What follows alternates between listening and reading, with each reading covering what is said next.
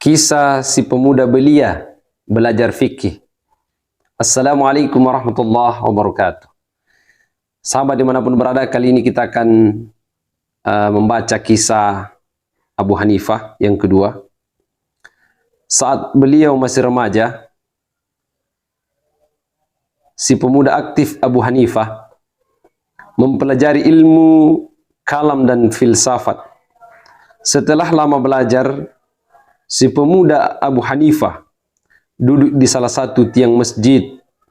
Tidak lama setelah itu, seorang wanita datang dengan mempercepat langkahnya hingga berdiri tepat di hadapan Abu Hanifah.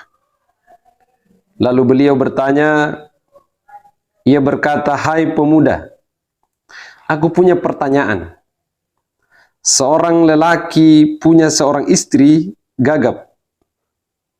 Ia hendak menceraikan istrinya itu. Berapa talak yang harus ia jatuhkan kepadanya?" Si pemuda belia Abu Hanifah mencari jawaban pertanyaan tersebut dalam memorinya hingga ia tidak dapat menemukannya.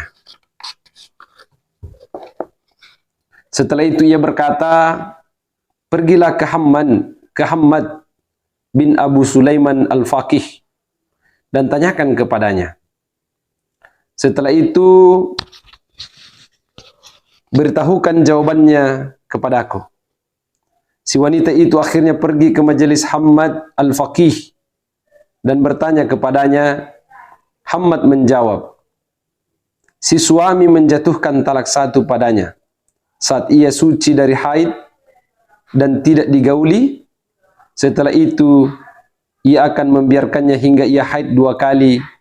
Setelah itu mandi dari haid, ia sudah halal untuk menikah dengan lelaki lain. Si wanita itu membawa jawaban Hammad dan dengan cepat menemui Abu Hanifah untuk memberitahukan jawaban yang disampaikan Hammad Al-Faqih.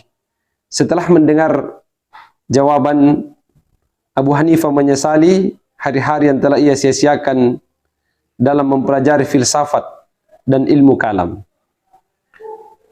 Akhirnya ia menenteng kedua sandalnya, lalu pergi dengan segera ke Syekh Hammad bin Abu Sulaiman Al-Faqih untuk berguru di hadapannya.